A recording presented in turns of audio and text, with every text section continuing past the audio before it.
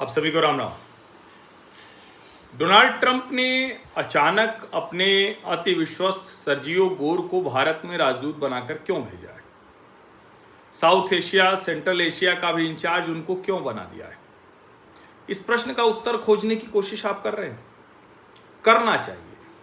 Trump जैसा बड़बोला, अपने मन का करने वाला, पूरी तरह से सबको दबाकर रौंद कर मैंने कर दिया ये वाली भूमिका वाला व्यक्ति अचानक क्या हुआ कि भारत में सर्जियो गोर को बिठाता है?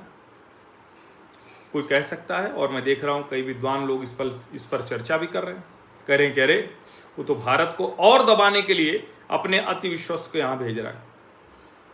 यहां भेजकर भारत को क्या दबाया जा सकता है? भारत को अगर ट्रंप नहीं दबा पा रहे हैं, भारत को अगर डोनाल्ड ट्रंप की पूरी सरकार, मार्को रूबियो से लेकर स्कॉट बेसेंट और नवोरो पीटर, वो सब कोई नहीं कर पा रहा है, तो गोर यहां दिल्ली में बैठकर क्या दबाव बना लेंगे भाई? तो जो लोग भी विद्वान लोग ये कह रहे हैं वो शायद समझ नहीं पा रहे हैं, और अगर कल को वो समझदार निकले तो वो भी हो सकता है, क्योंकि ट्रंप बहुत अनप्रिडिक्टेबल है। लेकिन मेरी जो समझ कहती है, दरअसल डोनाल्ड ट्रंप बुरी तरह से फंस गए और अब अमेरिका के भीतर फंस गए। भारत उनको वहां ले जाकर खड़ा कर चुका है जहां वो साफ साफ दिख रहे हैं कि वो निर्वस्त्र हो चुके हैं, जो डिप्लोमेसी होती है उस मामले में। अभी हमारे विदेश मंत्री डॉक्टर एस जयशंकर ने कहा कि ऐसे कोई अमेरिकी प्रेसिडेंट नहीं करता रहा।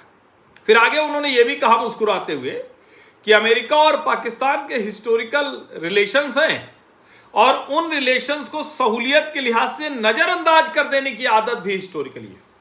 यानी आतंकवादी बनाना, आतंकवादी देखना, आतंकवादी भेजना, आतंकवादी पर आंख मूंद लेना।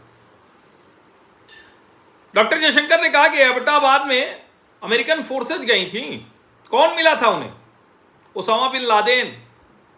लेकिन अब उसी पाकिस्तान के साथ बैठे हुए। बहुत स्पष्टता के साथ डॉक्टर जयशंकर ने बहुत सी बातें कही। अब आज 25 अगस्त हो गई, 2 दिन बाद यानी 27 अगस्त से टैरिफ हो जाएगा 50%।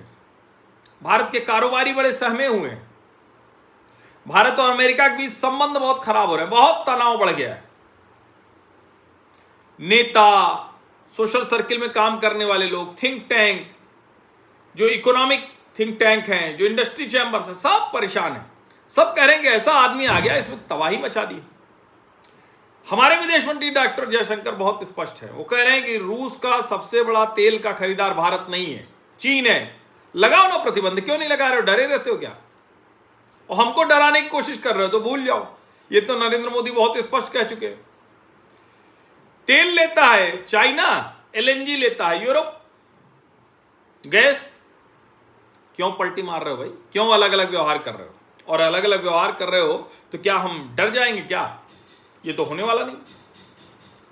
चीन यूरोप से हम खरीदते हैं कम और टैरिफ हमारे ऊपर ज्यादा। चलो कोई बात नहीं। डॉक्टर एस जयशंकर ने स्पष्ट तौर पर कहा कि ट्रंप ने विदेश नीति को सार्वजनिक तौर पर तमाशा बना दिया। अब रिपब्लिकन नेता निक्की हेली हैं, उन्होंने तो बहुत कड़ा बयान दिया। ठीक है, वो बार बार ये कह रहे हैं कि भारत को भी रशिया से तेल नहीं लेना चाहिए, उस पॉलिसी को देखना चाहिए। लेकिन बाकी उन्होंने बहुत कड़ाई से ये बयान दिया।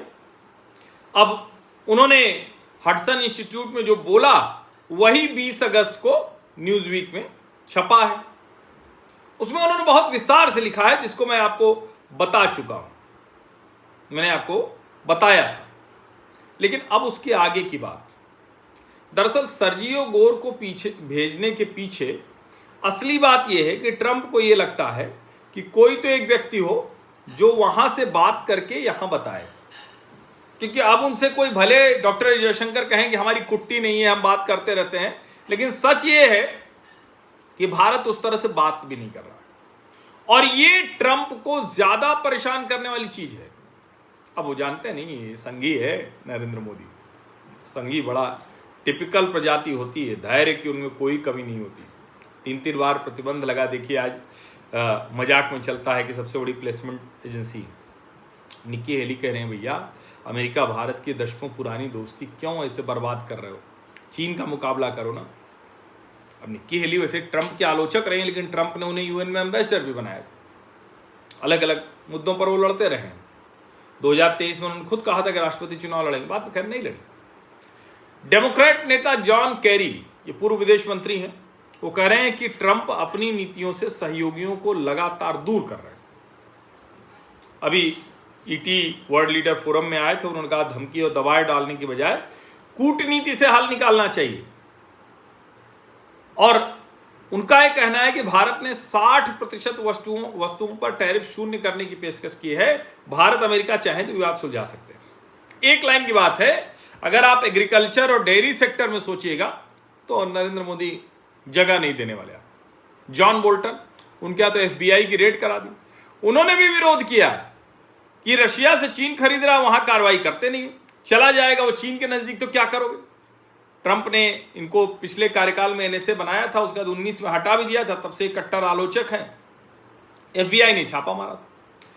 पूर्व सलाहकार हैं कार्नेगी एंडोमेंट के इवॉन ए फिजेनबॉम, पीटर नवारो जो ट्रंप के सलाहकार हैं, उनका वीडियो शेयर कर आलोचना की है कि रूस यूक्रेन युद्ध का दोष बार बार अलग अलग देशों पर डालना गलत है।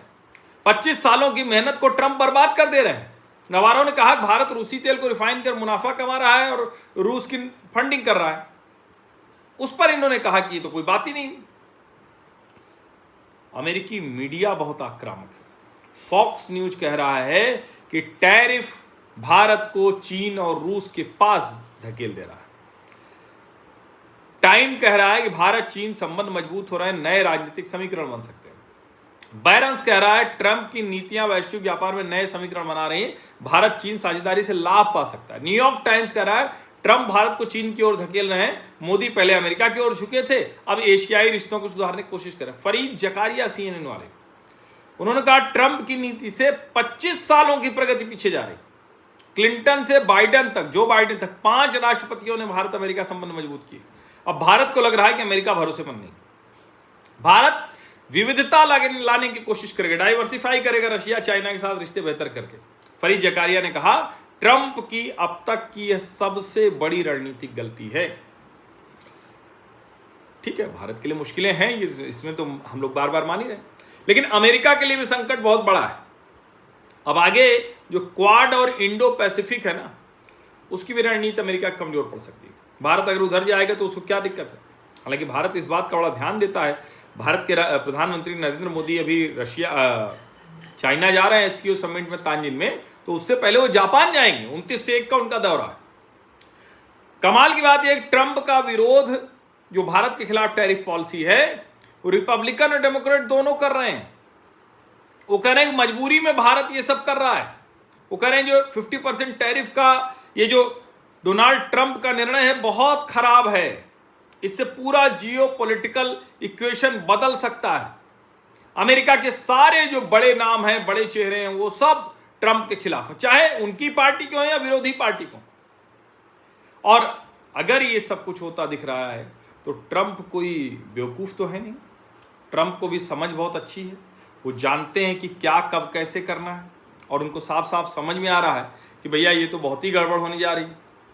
इसलिए उन्होंने सर्जियो गोर को भारत में भेजा है। और मैं फिर कह रहा हूं, अगर भारत पर दबाव ही बनाना होता, भारत को परेशान ही करना होता, तो किसी को भेज देते यहाँ कमजोर से आदमी को, जिसका कोई मतलब ही ना होता। जो कुछ करना है वो खुद ही करते हैं, ये कोई छिपी हुई बात तो है नहीं। तो मेरा अपना विश्लेषण है, मेरा अपना ये मानना है कि सर्जियो गोर के जरिए ट्रंप बैक ट्रैक करना चाहते हैं, यू टर्न लेना चाहते हैं। देशज भाषा में कहें जैसे हमारे यहाँ के नेता पलटी मारते हैं, पलटी मारना चाहते हैं। और ट्रंप तो इस मामले में बहुत कुख्यात हैं। उनकी धमकी, उनका प्रेम, उनका ग्रेट फ्रेंड बताना और उसके बाद कहना कि ये सबसे बड़ा टैरिफ एब्यूजर है, एक सांस में बोलते हैं भारत के लिए। चाइना के साथ वो क्या क्या बोलते हैं और फिर उसके बाद कैसे बात करते हैं, रशिया के साथ क्या बोलते हैं और फिर पुतिन से अच्छे रिश्तों की दुहाई देते हैं, इतनी धमकी देते हैं, अलास्का में जाकर पुतिन को रेड कारपेट बिछाते।